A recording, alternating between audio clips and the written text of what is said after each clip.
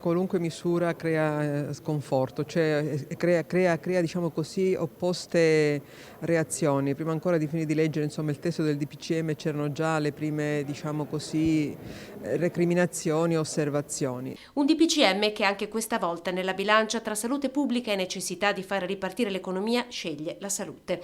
La stretta nelle misure è stata confermata a partire dal coprifuoco fino alla chiusura di bar e locali alle 18. Confermato anche l'asporto per i ristoranti fino alle 22, esteso anche alle enoteche.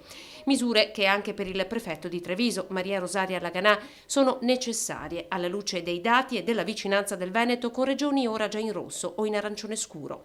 Importanti sì, ma che necessitano, ammonisce il prefetto, del contributo di tutti per non vanificarne gli effetti. Anche in qualche situazione l'ultimo fine settimana, quando c'era il preannuncio un po' delle chiusure, tutti l'hanno vissuta come se fosse l'ultimo giorno di carnevale, invece ecco, anziché capire che esagerando si andava ad acuire il problema. La permanenza del Veneto in area gialla è in discussione, lo conferma il prefetto. Ci sono dati allarmanti nell'Asolano, dove, se il trend di crescita fosse confermato, potrebbe essere applicato il parametro per richiedere la chiusura delle scuole.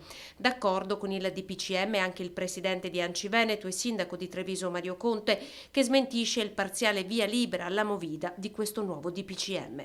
Con una specifica del Ministero è chiarito che in realtà la regola della chiusura alle 18 rimane come quella che abbiamo vissuto in questi giorni, a differenza delle enoteche che potranno fare asporto anche dopo le 18, quindi una piccola estensione, ma non si manifesterà il problema del consumo di alcolici da parte di giovani, soprattutto nelle fasce pomeridiane. Quindi è rientrato questo allarme.